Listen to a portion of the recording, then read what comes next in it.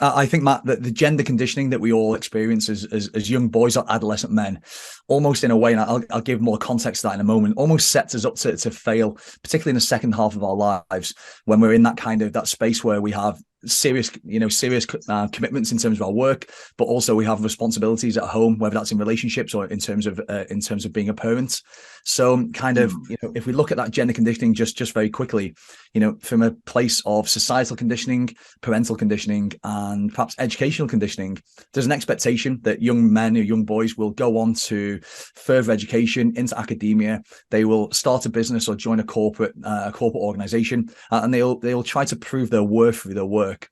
And I think in many respects, it's kind of creates this, I call it the myth of masculinity. It was a phrase that I coined for my book. And the myth of masculinity is how the flawed thinking that professional success equals personal happiness. And I think because a lot of men are kind of prioritizing their work and their professional careers over their health, their happiness, and their relationships, it inevitably, particularly in that kind of that middle stage of life, challenges can come to the surface. I see. I'd love to understand a bit more about that process. And it sounds like you've gone through this and you're very familiar with this process by which we sort of come to maybe stop and reevaluate, which can look like some kind of crisis or breakdown or something. What typically is going on, would you say, at that time? The thing that kind of shows us that we're having a problem here? Yeah. I imagine you use the word process by chance then, Matt, in your dialogue, but actually it almost is like a process and kind of like this traditional game of life that we're conditioned into, kind of as I kind of alluded to through academia, business or career, kind of, get married, have children, buy a house, kind of then kind of when we have some disposable income, we invest that in either bigger properties, more expensive cars or more luxurious items, which, if we look back at this, we call it the rat race. We're almost conditioned to participate in a rat race.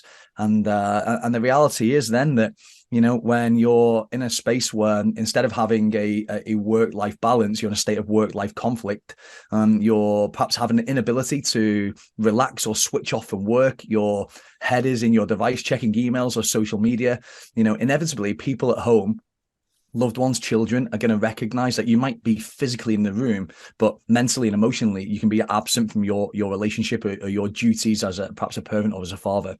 So I think, when this is happening for a prolonged period of time, that some frustrations can build up, some resentments can come to the surface. And Matt, we're never taught. We're never taught how to interpret our feelings, how to manage our minds, how to communicate. These aren't general teachings in day-to-day life. They're ones that we learn from experience.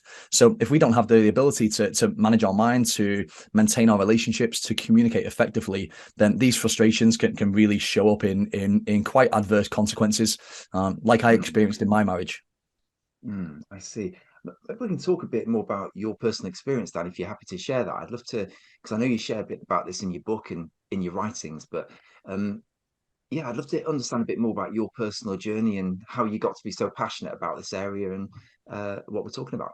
Thank you, Matt. So I'm going to start with a quote, and the quote is this: it's an Einstein quote, and it is accurately attributed to Einstein. He said that adversity introduces a man to himself. And in 2017, I was a retired award-winning Army Commando, national sporting champion. I was helping my wife grow a multi-million-pound service-based business. And the reality was my success was superficial. I've kind of, at the age of 34, I'd accumulated all the trappings, the clue is in the word, the trappings of success. But actually, I didn't feel fulfilled. I didn't feel as I was living life true to myself. I kind of feel, looking back now and connecting the dots, that I kind of got sucked into societal success rather than my own version. And it's kind of a perfect storm. There was some shame and some embarrassment. There was also an inability to communicate how I was feeling. And despite having good people around me, I chose to man up instead of opening up. Inevitably, the pressure, the self-induced pressure and isolation I created took me to a place of real adversity. So much so that my wife and I, we separated for around 8 months.